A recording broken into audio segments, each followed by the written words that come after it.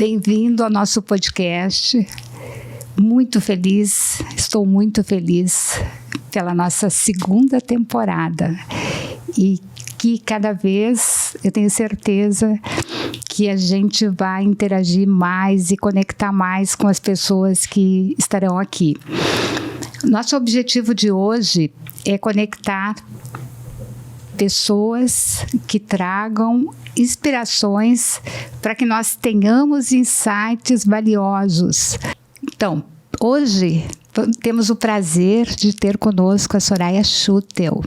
Gostaria que a Soraya se apresentasse, depois vou falar alguma coisa a respeito da nossa conexão, mas, por favor, Soraya. Primeiro, que honra estar aqui, Margarete, eu te olhando, falando, abrindo teu podcast, como eu te admiro, porque tu não precisa fazer, mas ao mesmo tempo tu decide levar uma voz, ter um propósito existencial e contribuir com tantas pessoas, então eu só quero dizer que eu te admiro e te amo muito. Obrigada. A Soraya é para me apresentar, né? Sim, sim. Olha, e não gente, seja modesta, por favor, porque eu sei que o currículo é desse tamanho, se não quiser ler tudo. Eu estudei muito, gente, nessa minha vida, porque eu venho de uma raiz de mulheres muito fortes que entenderam que a educação era tudo e era o que traria liberdade para a vida delas. Então, por isso eu estudei muito, comecei muito cedo a trabalhar, a estudar. Tenho experiência global, minha primeira experiência internacional foi com 16 anos, morando na Bélgica. Eu comecei a estudar francês com 13 anos por vontade própria, depois estudei italiano. Isso me abriu assim as portas do mundo. Do ponto de vista acadêmico, eu tenho doutorado em administração, na área de pesquisa em educação de lideranças no Brasil e no Canadá. Fiz também uma pós-graduação na Rússia em psicologia, porque eu amo entender de ser humano, entendi que seria uma boa gestora sem entender de ser humano, e tantas outras formações no Brasil e no mundo. Sou empresária desde os meus 22 anos, então lindo, mais de 2 décadas, mas me descobri educadora. Então fui convidada para começar a dar aula em universidades e literalmente eu vi isso no meu sangue, e desde então eu não larguei mais a educação. Hoje sou empresária da área educacional. Então isso da perspectiva profissional, acadêmica, a síntese, né? E do ponto de vista humano, eu sou casada com César, um empresário da área de tecnologia, e sou mãe do Frederico, o amor da nossa vida, que tem 3 anos e meio. Que lindo, que lindo. E temos também a nossa convidada Juliana, uma pessoa muito especial que eu conheço há pouco tempo, mas já temos uma conexão muito forte. Juliana Endler. Te apresente, por favor. Obrigada. É um prazer estar aqui. Eu te agradeço por esse convite, né? Por essa oportunidade, né? E ao lado da Soraya, minha mentora. Então, está sendo uma honra estar aqui nesse momento, dividindo essa mesa com vocês. Nesse momento de muita conexão, né? Que a gente sempre fala, né? Não importa o tempo, né? Eu acho que o que importa é a intensidade, né? E isso eu acho que é o que nos conecta aqui hoje, né? Então, eu venho da área do varejo, né? Trabalhei por quase 20 anos, né? Com loja em shopping, em espaços comerciais, né? E depois de um tempo fiz uma transição de carreira e hoje estou à frente da Ciclos Mais, que é uma escola cultural, então voltada para o público 60+, para o público longevo, aquele público que quer continuar o aprendizado e também quer se conectar. Essa mesma conexão que a gente tem aqui, a gente percebe que esse público também precisa e necessita, né? Sou casada também, esse mês completo 25 anos de casado com o Márcio. E temos o Lorenzo, com 19 anos, um guri que nos enche de orgulho e muito intenso também. Legal. Soraya, tu disseste que te descobriu na educação. Sim. Eu tenho o privilégio de te acompanhar desde 2017. E lembro muito bem da visão. Você é uma visionária. Tu lançaste em 2017 um MBA, onde eu tive o prazer de participar. Nós tínhamos aulas em Porto Alegre, tínhamos aula em Santa Maria, São Paulo, Florianópolis e na Itália. Exatamente. Né? Então, foram quase 2 anos, mais ou menos, nós nunca tivemos nenhuma aula parecida uma com a outra. Primeiro porque o local era diferente. Sim. E a tua criatividade em fazer com que tivéssemos experiências com didáticas e que a gente conseguia de uma forma muito prazerosa e leve ter o efeito cognitivo da mensagem que tu querias passar. Então, é algo assim que eu jamais vou esquecer. Essas experiências ficaram para minha vida, né? E às vezes, Soraya, eu sei que tu é uma pessoa assim, extremamente comunicativa, mas o mundo precisa saber, né? Isso tudo que tu tem dentro de ti e que tu tem a capacidade de colocar em prática. Fala um pouquinho pra gente sobre, né? Obrigada. Porque eu falei muito pouco aqui. A gente teve aulas no Teatro São Pedro com orquestra e tudo tinha um fundo de sentido da conexão que a gente tinha que fazer com a mensagem, né? Com a gestão, exatamente. Perfeito. Então, Margarete, acho que tudo que a gente cria enquanto empresárias, enquanto empreendedoras, está conectado com a nossa biografia, com quem nós somos. Então, como eu relatei no início, né, eu comecei a fazer intercâmbio, eu era muito jovem, tinha 16 anos. E antes eu tinha ainda feito uma outra viagem com 13 anos. Fui a primeira pessoa da minha família que fez uma viagem internacional. E ali eu entendi que nada como as experiências para a aprendizagem. Eu já tinha entendido isso na minha adolescência. Vou te dar um exemplo. O meu segundo grau eu finalizei na Bélgica, em escola local, então tenho finalização de segundo grau lá. História, geografia, a gente estudava, mas ia também fazer visita em loco. Então, por exemplo, eu fui na Polônia, Auschwitz, para entender o que foi a Segunda Guerra Mundial. Isso me marcou muito. E ali vieram reflexões profundas existenciais do quanto o ser humano ele pode ser mal, quantas coisas ruins o ser humano pode gerar. Então eu entendi que a aprendizagem experiencial é fundamental. Depois de um tempo, eu fui fazer meu doutorado em administração, eu já tinha graduação em administração, já tinha experiência executiva, e ali eu aprofundei como o adulto aprende e como é que a gente desenvolve líderes para o nosso tempo, com os dilemas que a gente tem. E o que eu entendi na minha tese de doutorado feita no Brasil e no Canadá? A gente precisa gerar uma educação por meio da experiência que ative não só a inteligência cognitiva, mas a inteligência emocional, ou seja, por meio dos sentidos, e também a inteligência espiritual, ou seja, encontrar um sentido maior para a vida. Porque qual é o sentido de gerar riqueza? É melhorar o mundo, senão a vida não tem sentido, fica só material. Então, eu fiz a alquimia, a junção de todos esses ingredientes existencial, acadêmico, entendendo as dores da liderança, porque também vivendo esse papel, e montamos então esse programa inovador.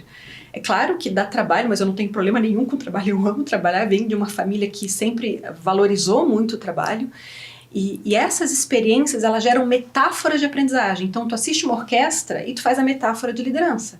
Peter Drucker escreveu na década de 70 que uma empresa deveria ser como uma orquestra.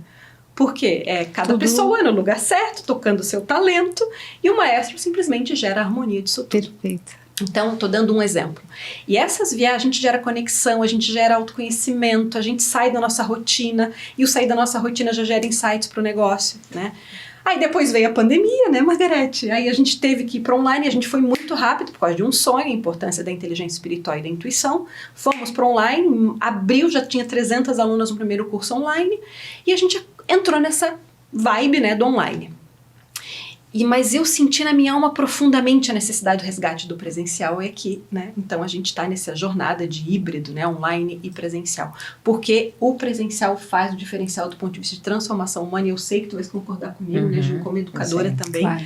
Então, lideranças, a gente não pode ensinar apenas dentro de sala de aula.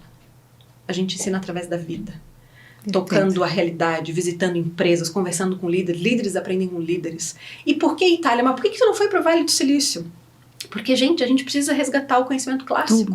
Cultura, é fomento para a intuição, é fomento para a criatividade, fortalece o nosso espírito. Sim. Então eu vou levar os alunos para Roma, eu vou levar os alunos para a cultura clássica, eu vou levar para Florença, eu vou levar para a França. Claro que tem conexão com as minhas raízes, diz muito respeito a mim. Sim. Né? Inclusive para valorizar o Brasil. Sim. Porque o como Brasil nós temos em Portugal, eu participei dessa imersão que foi o ano passado, em setembro, que foi muito rica e foi para entender mesmo as origens as nossas do Brasil, origens. Exatamente, que não nos é contada, né? Que tinha toda uma visão, né, de um plano maior de nação, de espiritualidade. Então, Margarete, é isso, e é isso que eu tenho buscado, né, contribuir com a educação. Eu sou uma grande fazedora, então acho que a grande publicidade, no final das contas, é o resultado daquilo que a gente faz. E ainda sou jovem, eu acho que tem tanto claro, para fazer, muito jovem. para construir, com certeza. Obrigada, Soraya. Juliana, conta, nós estávamos falando ali nos bastidores, e eu já sabia do teu projeto não é projeto, já existe os ciclos, né? E assim, fiquei encantada, né? Primeiro, com a tua paixão, que enquanto tu falavas comigo ali nos bastidores, os teus olhos brilhavam. E isso é o que mais conecta, que faz com que a gente, né, realmente se conecte. Fala pra gente mais detalhado por que tu sentiu a necessidade de criar essa empresa, né? E tudo que envolve, porque é muito lindo. Não é questão, é um propósito. É um propósito. A Ciclos, assim, a gente sempre comenta, né, que algumas coisas nos escolhem, né? E eu acho que a Ciclos, ela veio na minha vida mais ou menos dessa forma, né? Foi uma transição de carreira, aonde eu saí de um negócio por muitos anos, né? E agora, né? O que eu vou Quantos anos tu estava na área do varejo? Na área do varejo, quase 20 anos. Quase 20 anos. É bastante tempo na área do varejo. E de repente veio... E é isso que a Soraya fala, é uma conexão. Porque a gente não se imagina, não se enxerga mais naquele negócio, né? Quando a gente faz essa transição de carreira, é que aquilo que tu vem desenvolvendo por muito tempo não faz mais sentido na tua vida, né? E foi isso que eu senti, né? No período do varejo, não faz mais sentido. E aí foi quando eu fiz essa transição de carreira. Mas aí que vem essa questão, né? O que fazer, né? E o mais fácil foi entender o que eu não queria fazer, né? É importante. É importante. Muito importante. Para não passar mais 20 anos fazendo aquilo que, de repente, não é... Né, porque durante eu acho que a nossa vida são muitos ciclos que a gente passa, né? Na nossa vida. Encerra um e inicia o outro, né? E eu senti isso na minha vida, né? Que estava encerrando um ciclo de vida. Perfeito. E aí eu tinha que partir para outro ciclo, porque aquilo onde eu estava inserida não fazia mais sentido. Mas e aí? O que fazer, né? Eu já estava com 44 anos, né? Não é tão velha, mas também não é tão jovem para pensar o que fazer. E é um pouco do que a Sonata faz hoje, né? Soraya, eu posso estar enganada, mas eu acho que é um lugar bem confortável para quem faz transição de carreira e quer se conectar. E agora? O que eu faço, né? Eu não tinha descoberto a Sonata antes, mas... foi no decorrer assim, o que eu vou fazer, né? E aí veio a Ciclos, né? Através de ela veio por caminhos não retos, não convencionais, né? Ele veio com o propósito de iniciar um coworking, né? E nessa história do coworking, a gente tinha uma das funções desse coworking também era acolher o público 60+. Mas o que aconteceu? Veio a pandemia. E na pandemia, a gente não pôde abrir esse espaço físico, né? Bom, então o que nós vamos fazer, né? Aí foi quando iniciamos o plano B, né? Que é onde nós já tínhamos tido a experiência com o público 60+, e aí lançamos online. Também nessa mesma questão, assim, quanto tempo vamos esperar para continuar o nosso projeto, né? Aí tivemos que nos reinventar, como todo mundo, né? Fomos para online com a Ciclos Mais. Então, hoje, a Ciclos é uma escola para o público 60+, onde a gente tem encontros presenciais. Presenciais, isso é importante, né? O presencial é importante porque a gente ficou 2 anos online E com aquele desafio total, né? Com todo mundo, como todo mundo, né? Um desafio para nós, pessoal, né? Para administrar, fazer a gestão pessoal e também, no nosso caso, dos nossos alunos que não tinham essa habilidade com o computador. Muitos deles não tinham computador, entravam, se conectavam através do Zoom pelo celular, ou tinham computador, mas aí não desligavam o áudio, o vídeo, eles estavam, né, fazendo outras coisas e o vídeo ligado, então a gente estava sempre intervindo. Então as aulas normalmente são a duração de 1h30. Mas no online, 1h30 às vezes se estendia mais, ou não conseguia dar aula. O ajuste.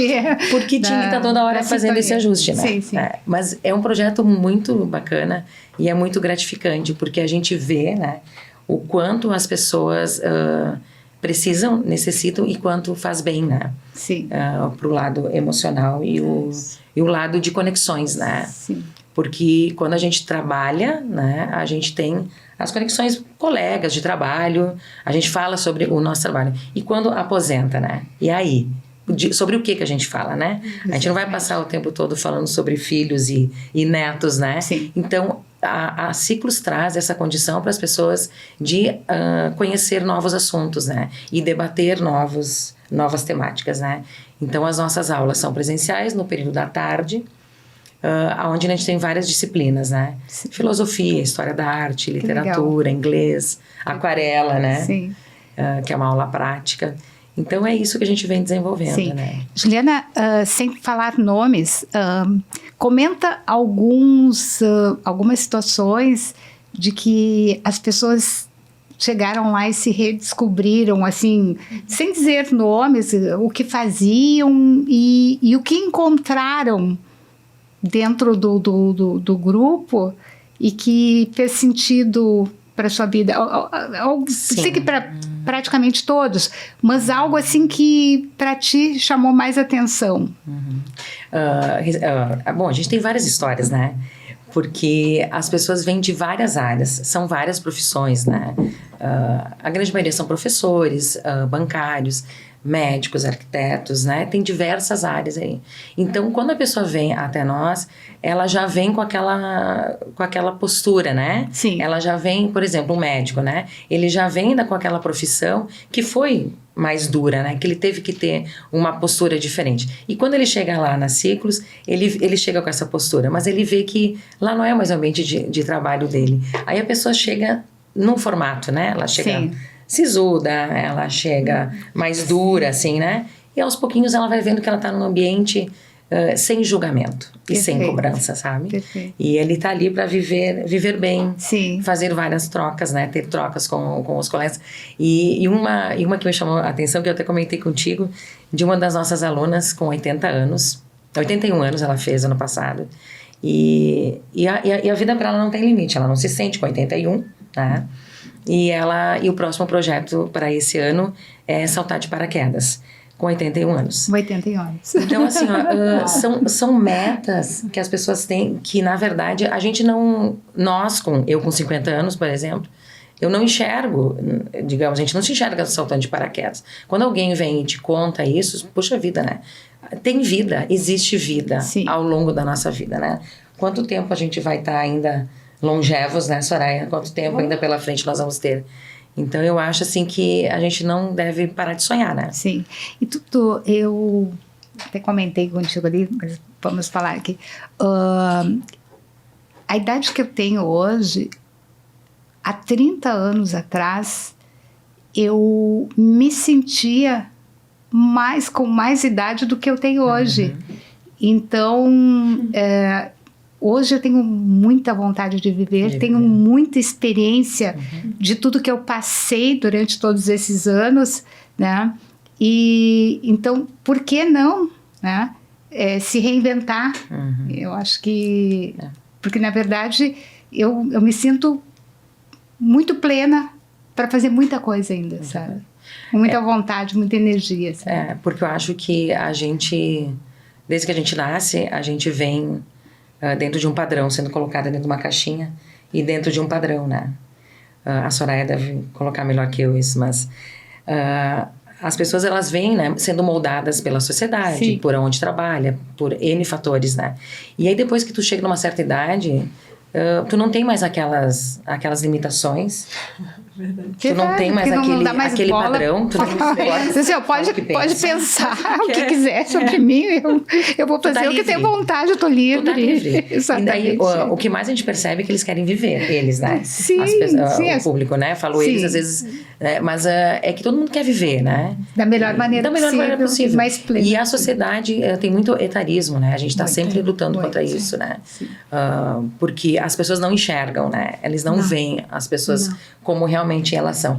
Há pouco tu falou sobre alma, né, Soraya? Eu acho que a gente enxerga a alma das pessoas, né? Não é aquela parte física, né? Então, quando tu te desprende do físico, tu enxerga a alma. O educador, ele enxerga a alma das pessoas e auxilia a extrair, colocar para fora. Isso é ex-ducere, é conduzir para fora.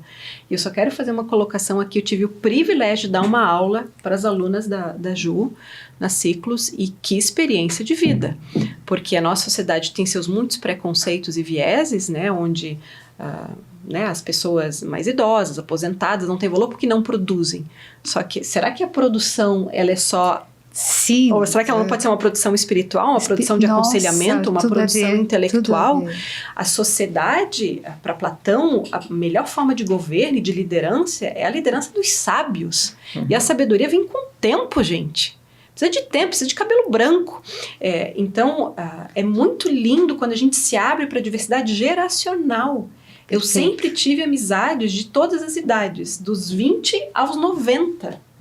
E o quanto a gente aprende. Muito. O nível das perguntas delas, mulheres cultas. A dona Eva Sofer era tua amicíssima, minha né? amiga, minha mentora. Nossa. Eu lembro cada palavra, cada encontro com ela.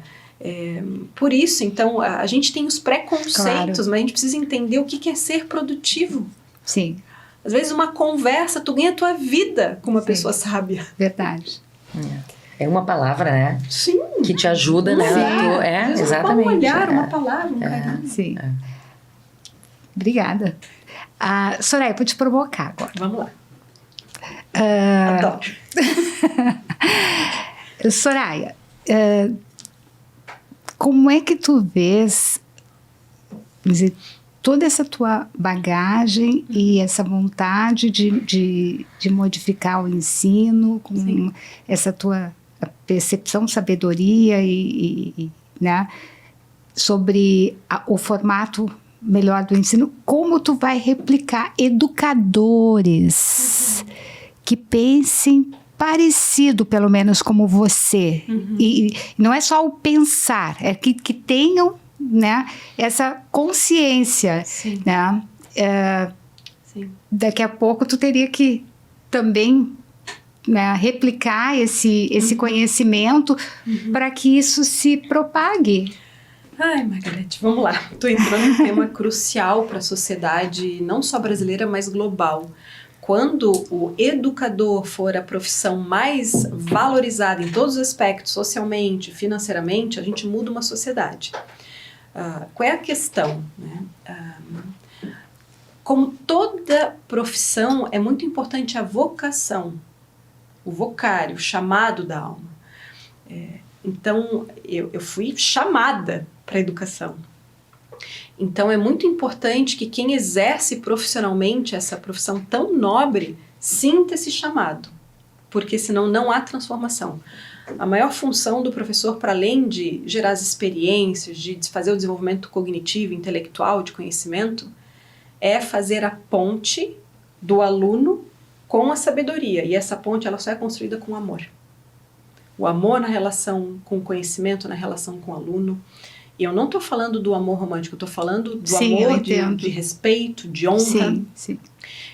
Então, não é uma profissão e é um chamado da alma, primeiro aspecto. Segundo, eu enxergo muito esse lugar de educador, sabe aonde? Nos líderes.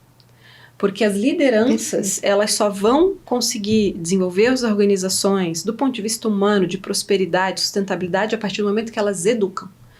Cada vez mais as empresas estão se tornando lugares, empresas escola, ou seja, os líderes educadores, aqueles que mentoram. Né? Então, por isso que eu dedico tanto a minha vida para lideranças, não só empresariais, mas tem emergido alunas que estão tendo destaque no âmbito político. Sim. Porque quanto mais uma pessoa se conhece, é séria, faz um trabalho bem feito e tem uma visão maior e de legado, a gente vai mudando aos poucos o Brasil. Então, Margarete, eu vejo que talvez seja um caminho natural, né? Tem um livro que eu já estou escrevendo, então estou agora na jornada de escritora também. Então eu vejo que é um caminho natural, mas eu acho que precisa de uma transformação social, não só pública, mas privada, onde a gente pode mudar o Brasil se a gente contribuir com as escolas da nossa nação. Perfeito. Então imagina se uma empresa adota uma escola. Gente, todo mundo, tecnologia, vamos colocar lousas digitais nas escolas. As escolas não têm estrutura, não têm ar-condicionado.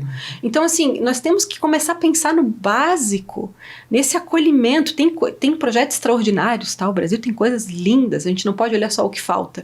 Mas o que eu estou trazendo é que a gente precisa abraçar as grandes causas coletivamente. Sim. Aí a gente gera a transformação. Sim. Tu falando me fez lembrar... não sei se quando vocês, tu e o César, escolheram o condomínio onde vocês moram, vocês já sabiam de tudo que iria se desenvolver ali, mas eu vejo esse local como um protótipo. Ele é o futuro do Estado. E vai ser tu pode falar um pouco, né? Depois o pessoal vai perguntar o que é. Eu não vou dizer o que é para não fazer propaganda e por outras questões. Não, eu estou feliz que meu filho vai morar lá também, né? Margarete, eu conheci esse projeto antes da pandemia, então foi muito faro, assim, ok, vai ter educação, é para lá que a gente vai. Tem uma escola. Né? Então, não só a escola, os fundadores, né, as pessoas que pensaram nesse projeto, não é só, é um bairro, cidade, onde a base é a educação. Então, educação de lideranças, educação de todas as idades. Então, tem coisas que estão acontecendo ali que eu tenho certeza que vai ser o futuro do Estado. Certeza. E coisas que a gente não sabia. Foi tudo muito intuitivo o processo de ir para lá. Então... chamado quase. Um chamado. Esse conceito de fomentar o empreendedorismo, de ter a escola, que também gera bolsa de estudo, isso é muito importante. A gente não pode crescer em bolhas. Nós temos o dever de retribuir com a sociedade sobre as coisas que a gente construiu, ok? Por mérito, ou por sorte, ou por bênçãos, mas a gente precisa devolver. Então, é muito linda essa escola que está ali, ela tem toda uma missão comunitária de auxiliar as escolas locais, bolsas de estudo para os jovens da região. Então, eu vejo que é através do micro que a gente vai gerando impacto no macro. Sim. A saúde vem das células. Perfeito. Eu pensei na palavra célula. É isso. E a gente pode mostrar formas alternativas de gerar um Brasil melhor. Não só apontando culpados, é claro que a gente tem que buscar sempre a responsabilidade daqueles com cargos de liderança, é óbvio, mas a gente também pode construir com as nossas mãos. Eu sou muito dessa, sabe, eu venho de uma família de pais, avós, que sempre trabalharam muito e batalharam, assim, eu tô aqui onde eu estou por causa das escolhas dos meus ancestrais. Que lindo isso. Mas é lindo, isso, gente. Mas nem todo mundo tem essa consciência e consideração, né? Sim, gente, mas olha que essa galera veio atrás, são 100 anos, 200 anos de construção. Então, não é só sobre os resultados que a gente colhe hoje, né? Então, quer melhorar a vida da tua família? Então começa hoje, porque aos poucos a gente vai chegar lá. E não adianta, educação, valores, não tem como dar ruim, não tem como dar ruim. Então essa é um pouco a minha visão, sabe, Margarete? Essa responsabilidade que cada cidadão brasileiro precisa ter em relação à nossa nação. Perfeito. Muito lindo. É isso. E tu também está já fazendo a tua parte, né? E quando a Soraya comenta sobre isso, sobre ter um espaço físico onde acolhe, né, e traz toda essa consciência, falando em longevidade, a gente pode falar dos co-housing, né, que no Brasil ainda não é acessível, não é muito acessível para a grande massa da população, né, mas eu acho que ele é algo que vai ser um processo um pouco lento, talvez, mas eu acredito muito nisso. Que também engloba essa questão da educação e do espaço físico pensado, né? Aonde traz o conforto, né? O conforto de quem está nesses locais, a acessibilidade, né? E daí traz, então, essa conexão entre as pessoas e nesse local tu pode, então, desenvolver as escolas, né? Para essa população longeva. Porque... o deslocamento é o nosso grande desafio, né? das pessoas saírem das suas casas, E irem até as escolas, local. irem até os locais, né? Então, os co-housing vem para isso. Ele mora dentro desse espaço, desse condomínio, e dentro do condomínio, então, tu já tem toda as condições. No exterior tem isso, né? Tem muito, Mas são novas formas de morar que Novas a gente formas está de morar. recebendo Sim, socialmente. sim. Isso Então, mesmo. onde eu moro, é a vida de bairro. Sim, mas aí também pode entrar um pequenas empreendedor com essa consciência. Com essa consciência. E começar a criar isso, né? Uhum. E assim, tem um movimento muito forte em São Paulo acontecendo, onde já a Ciclos faz parte desse grupo, né? Onde a gente vem estudando, né? Pessoas interessadas. Aqui no Sul nós temos uma pessoa interessada para construir esse condomínio, né? Porque nós não temos esse acesso ainda, não temos locais e não está sendo pensado, né? Porque a gente percebe que a população longeva vem crescendo ao longo dos anos, Claro. assim, né? Muito forte, né? E em 2030 nós vamos ter um crescimento bem significativo. Então, assim, por que não nos prepararmos, né? Sim, E não pensarmos já para isso, né? Onde eu vou morar, como vai ser minha moradia, né? E entra nessa questão dos condomínios, né? Entra nessa questão de estar em um local seguro e poder usufruir tudo que o condomínio tem. Mas com esse viés de educação, não só simplesmente morar, né? Morar, sim. Eu acredito nisso. Devolver para a sociedade esse conhecimento, essa sabedoria, né? Exatamente, bem bacana. Soraya, quais as tuas dicas de livro? Porque eu sei que é super especial te fazer essa pergunta, né? Tu sabes que toda viagem que eu faço, eu sempre compro um livro. Esse negócio de só com uma linha de mão comigo não funciona, gente. Porque se eu vou, sei lá, qualquer país, eu tenho que ir para uma livraria e comprar meus livros. Ah, mas tu já leu tudo. Gente, o negócio é o seguinte. Tu tem uma biblioteca. Tu tá passando por um desafio. Ou no meu caso, trabalho com educação. Preciso montar um tema. Eu vou lá e pesquiso. O livro te chama sobre o teu momento de vida. Então não é sobre ler, eu tenho muitos livros, muitos eu li, alguns ainda não. Faz um parentezinho, o livro te chama, porque tu me explicou isso lá em Portugal. Tu sugeriu que a gente fosse numa biblioteca. Perfeito. E andasse, e quando um livro, e teve um livro que me puxou, tá? Isso. E aí, isso é muito importante. Então, até porque alguém pode pensar assim, por que ela não vai pra internet? Não, não é isso que a gente tá falando. Eu tenho uma relação afetiva com o entendi. livro. Mas não sei o que, tu também pode fazer isso digital. Não, eu gosto de rabiscar, sentir cheiro do livro. Então, quando a gente vai para uma livraria, é muito importante fazer, inclusive, essa experiência como autoconhecimento. Vai, olha, folheia. Tem um livro que vai te chamar. Pega esse livro. Um ou mais. E é impressionante como esse livro ele vai te ensinar. Porque os livros, para mim, são mentores. Eles são mentores. Tem horas, momentos que eu estou vivendo uma crise. Eu pego um livro, abro uma página... Não é que me inspirou? Olha. Sim, livros são mentores. E eu trouxe alguns livros, eu não consegui me deter em um livro só. Não tem problema. Eu tive que trazê-los. Eu gosto muito de conhecimento clássico, porque o clássico, ele ajuda a entender a história e nos reforça no presente para construir o futuro. E o clássico traz o profundo. Então eu trouxe Marco Aurélio, Meditações, que foi o diário dele. Eu tenho esse livro há muito tempo, agora virou moda, e que bom que vire mais moda, cada vez mais filosofia.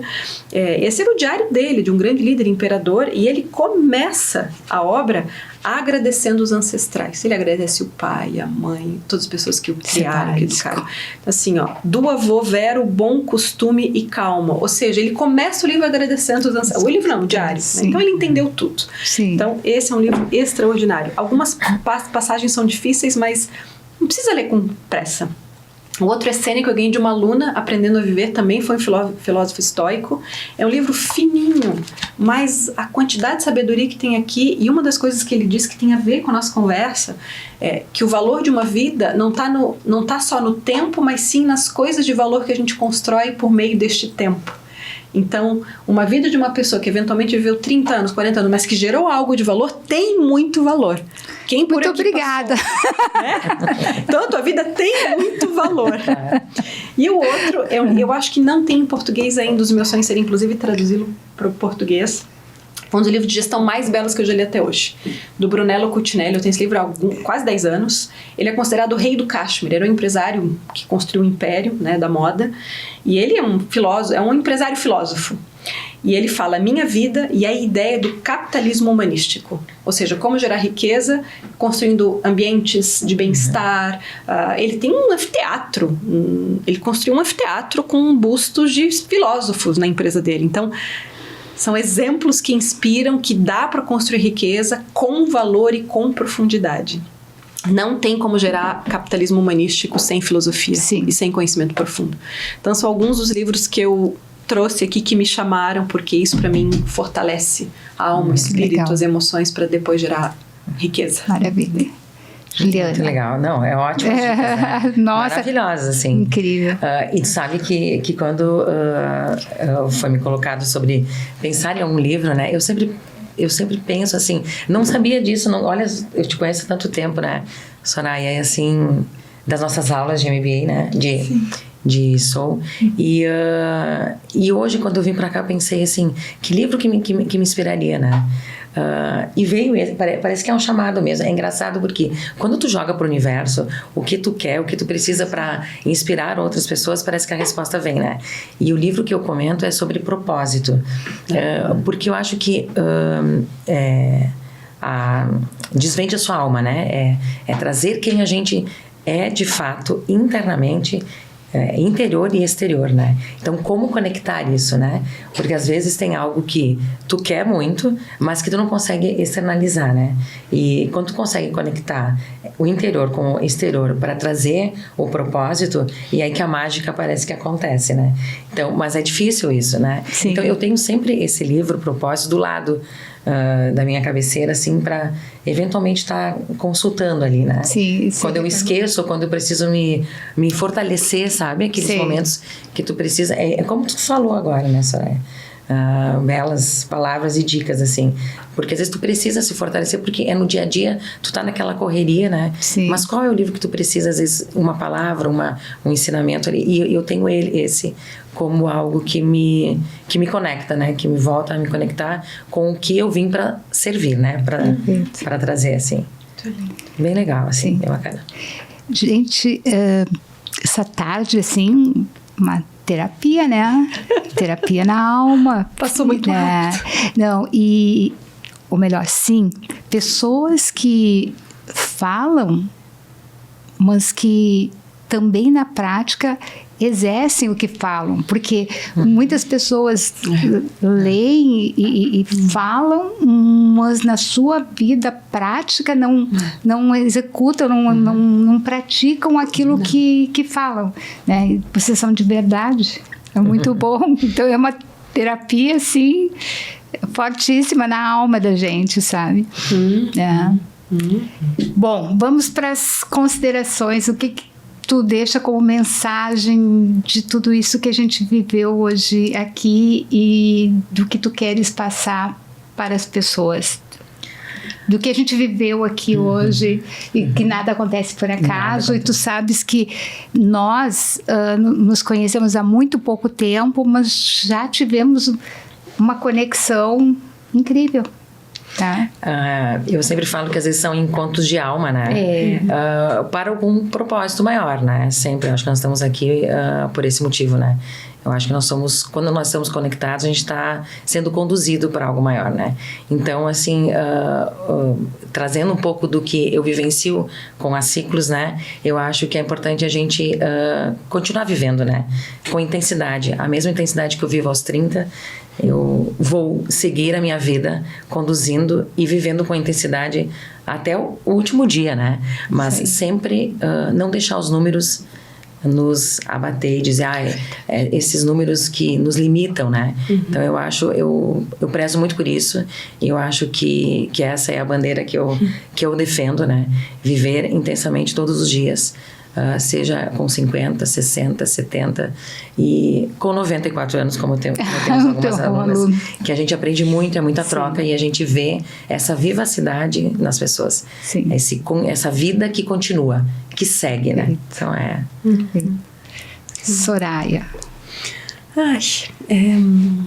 Estudando os filósofos, os autores da psicologia humanista, Uma vida com sentido, com felicidade, plenitude, ela exige entregar o nosso melhor, os nossos dons para a humanidade.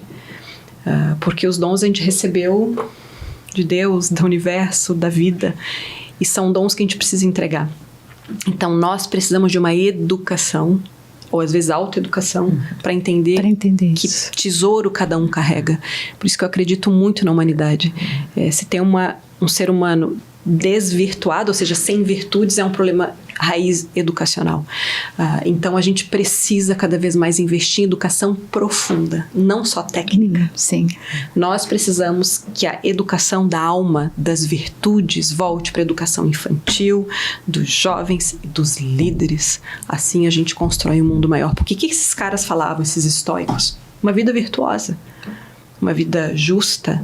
Justa, né? Uma vida em temperança, ou seja, nas virtudes, na coragem, na força, na verdade, na fé, no amor, exatamente, na verdade. Então, o quanto a gente precisa resgatar esses princípios humanos na educação, não só ficar fixado nas questões de tecnologia, nas questões, porque isso é importante, mas o humano seguirá sendo humano. Então, a inteligência não artificial, a humana, que a gente precisa resgatar. Sim. Senão, nós teremos tempos muito difíceis. Concordo. Gente, uma pena, mas está acabando. Espero que a gente consiga se reencontrar em outros momentos com alguma experiência desta forma. Foi muito rico, nossa, como eu disse, uma terapia na alma. Muito obrigada, Juliana. Muito obrigada, Soraya. Eu que agradeço. Gratidão mesmo. Foi um prazer.